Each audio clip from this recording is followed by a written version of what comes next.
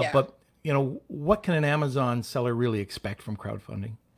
Yeah. So Kickstarter, like Amazon, has a giant community of people that like to discover new products to buy or discover products to buy. So from a community standpoint, Kickstarter has millions of people every month that come to it to discover cool new products that can buy yours, right?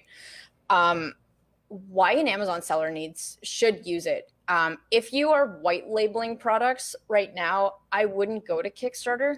But if you are getting into the game of customizing products and you want to sell off of Amazon, creating a brand, and instead of using Amazon as your main marketplace, but actually to build on Shopify, build a social media presence, really develop a brand that you own with a differentiated product or suite of products, you should absolutely take a look at Kickstarter.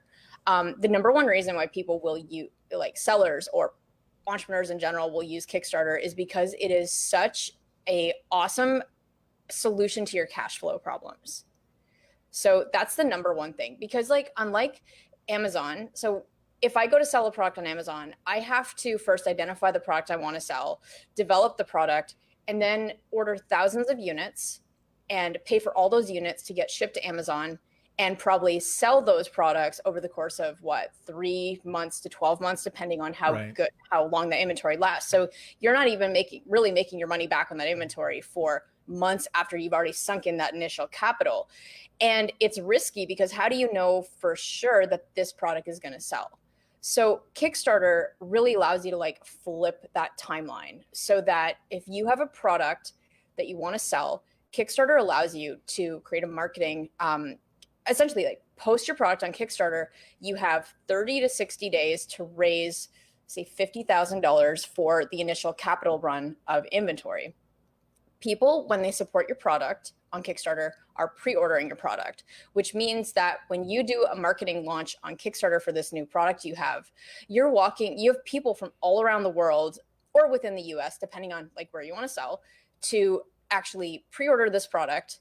And at the end of the campaign, you now have hundreds of or thousands of customers that have pre-ordered your product, and you now have capital from Kickstarter that you get before you have to pay for inventory. So Kickstarter allows you to, if done properly, allows you to completely de-risk the product launch process, because not only are you getting capital covered, but you're getting market validation. The beauty of Kickstarter, that some find a little uncomfortable, is that Kickstarter is an all or nothing model. So that means that if you put your product up there and you say, we want to raise 20,000 or 10,000 or whatever that number is, if you don't hit that target, then you're not obligated to develop this product, which is really great. So from a market validation standpoint, and I've just in terms of that, that does turn some sellers off. And there are other ways to raise money using Indiegogo, where Indiegogo will let you keep all funds raised, even if you don't hit your goal. So there is a workaround for that. If some sellers are well, I don't want to do this big marketing campaign, and realize it may fail, because there are workarounds for that. But essentially, it's amazing for product validation, brand awareness, capital being the number one.